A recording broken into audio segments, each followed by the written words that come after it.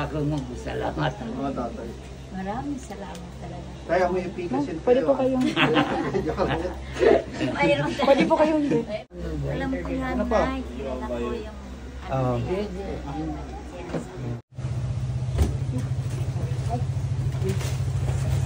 Ay, tatay, ano lang yan ha? Sobrang yata yan. Hindi, konti pa yan. Kaya kami, namatay din naman. Kaya parang sabi ko nga, nung nagkabagsak ang mga negosyo ko, wala akong maiyakan eh. Kumbaga sabi ko, walang halong kaplastikan po yun. Hindi ko naman po talaga kayo kilala or something eh. Hindi lang, tatawa na tayo nun eh, di ba? Sabi ko, machichis tayo, di ba? Papayag kaya? Eh kayo tayo, ano po yung naramdaman nyo na finally nakita nyo na po yung taong nagligtas sa'yo? Hindi ko masabi wala, parang halos di ko masabi utang na loob ko dito. Kasi buhay ko ang kapalit sa ginawa niya. Ako tumutulong din naman ako noon. Pero hindi kaya nung tulong niya, hindi ko siya kilala talaga. Ang tulong niya kasi, pagkatid ko sa hospital, hindi niya ako iniwanan. Hanggang nakarecover ako nung tinanong niya ako, anong pangalan mo tayo? Anong ilang taon ka? Sabi niya, okay ka na tayo, sabi niya. Saka nawala na kasi dinalan ako sa ano. Hindi ko natanong anong pangalan, anong apelyido. Basta tinandaan ko lang sa kanya na magandang lalaki. Pag nakita ko tumatag magandang ito na tumulong sa akin. Ngayon tayo, gusto daw po kayong maging ama. Ano na po yung masasabi niyo po doon? Meron ka na pong bagong anak. Ha? May bago ka ng anak. Ano? So, welcome na welcome. Aso, ano tayo? Welcome na welcome. Pupunta, malalabo mata nyo lalo. Pupunta tayo sa mga patay sindi. Okay ba yan? Wala. Alam ko itong klaseng taon to. Mabait to. Mabait. Sa tingin ko lang mabait. Aso, maraming tato. Hindi naman lahat ng may tato. Nung araw, nung malik pa kami, galit ang magulang ko sa may tato. Kung mari, buhay ko rin ang papalit ko sa kanya ko. Pwede kong palabas yung bagong seminar.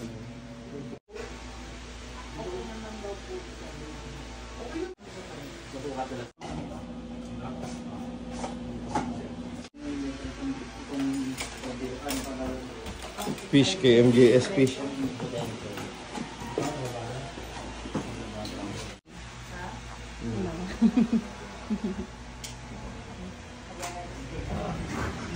Kay MJS.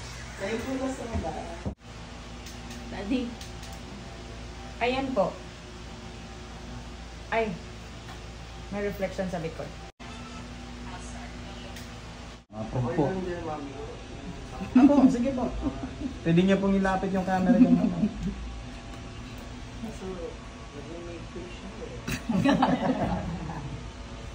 Okay. Din ko yan. Ayun, standby po. Apo. Comfortable po kayo. Yes, okay. Kwentuhan lang. Rolling. Ayun po. Sir Chris, Ako nga po pala si Chris Mark Manipol, 33 years old from Kings Cavite, proud tattoo artist. Ako nga pala si Memo TV.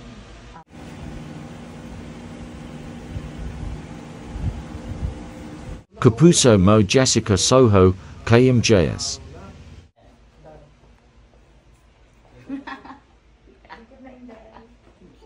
Masyado madiin, ma'am. Sino? Saan niya kuha itong ano niyo? Instant po na. Support. Yan.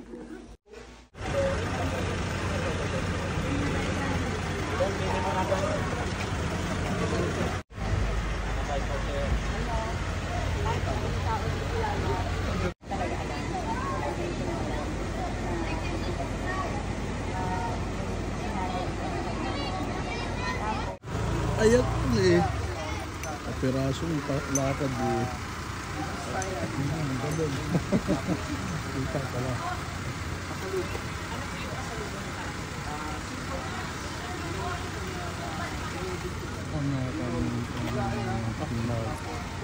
Ano to? Ano yan?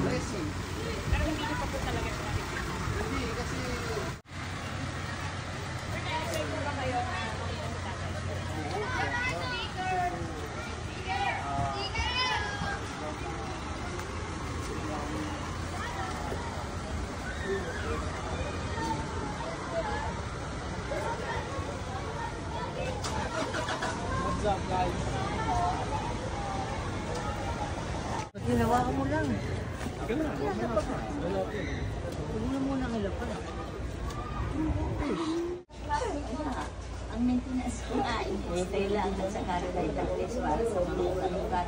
Nahirapan na ako bumaba dahil natagalan ako. Pero grabe. Kasi tatay, nung nakita ko kayong gano'n, namatay din kasi tatay ko atake. Hindi namin naisuko. Kaya grabe yung bilis ko nun, grabe yung Sabi- ano ko nun. Parang sa tingin mo, tatay mo. Opo, gano'n. Father-in-law ko gano'n din, namatay rin. Kaya sabi ko nga, hindi ko kayo kaano-ano eh. Kumbaga, hindi may first time tayo nagkita. Pero kumaan kayo, pababa na ako, may tatatuan ako dyan. Tapos nakita ko, ano, Wala na, lapas na. siyempre, emergency po yun eh. Kumbaga, ano po talaga. Ang inisip ko kasi, ang ospital, pag walang pera, ayaw tanggapin. Exactly po. Eh, yun nga ho ang masakit na katotohanan. Pero ako naman ho kasi, buhay ho kasi yun eh. Kung kaya naman solusyon. Kasi ang pera madali yan eh. Ang buhay, di mababalik yan. Iisa lang ho ang buhay eh. Kung 5, pwede eh. Diba? Susuot mo. Ayun, Mike.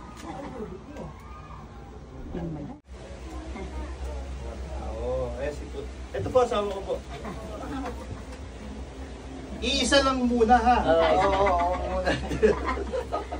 Ma'am, saan ba talaga kayo? Saan ba kayo nakatira? Imus? Saan doon? Sa may Barcelona. Ito birthday niya. Buhay na tubuhay na tubig. Sa ano po kami? Sa buhay na tubig sa Barcelona. Pagpasok ng Paliko. Parang malapit siya sa Palala sa... Palikopor po, palikopor. Ako malapit sa Barcelona. Kaya Pag-asa. Pag-asa yon sa mga tatay. Maraming salamat talaga. Kaya mo yung pigasin Pwede po kayong...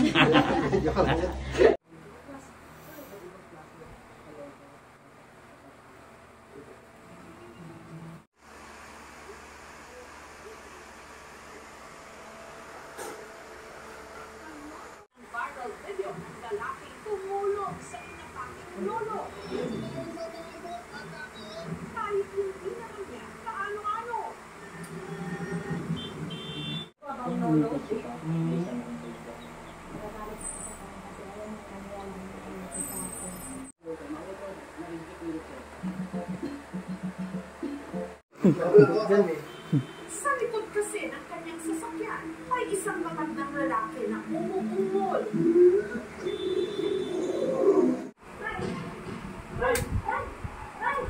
Parang may kaguluhan eh. Nakita ko may dalawang babae doon na nakapayat. Tapos, pagkagagaan lang nun eh. Talagang naglalakad kami, butubad sa barangay namin. Talagang hindi ko naramdaman yung pagkakaroon ng father figure. Kasi ultimate picture namin dalawa wala. Dahil dito si Mero, maagang nagbanat ng buto. Pagka-graduate ko, stop ako. Merong bar doon. Hina-hina. Ang kinakapitan niya ang mga alaala ng ama kung hindi ito lulok sa droga. Kung nakaipon ako, nakabili ako ng machine. Sabi niya, subukan mo sa akin din. Tinutuwa ko siya. Kalapunan, Tabi mo! Ang utak ko nun, hindi ko iniisip na hindi ko siya kamag-anak. Wala akong iniisip talaga. Kaya kung makikita ko sa media yung galit ko, hindi ako. Natake.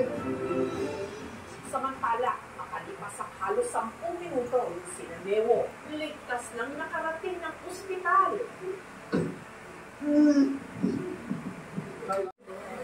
Ang hindi alam ni Newo, siya pala ang masusurpresa. Tunay ngang walang kinikilala.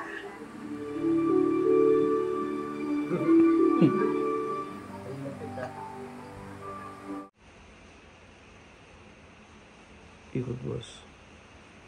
Oh. Ang ganda.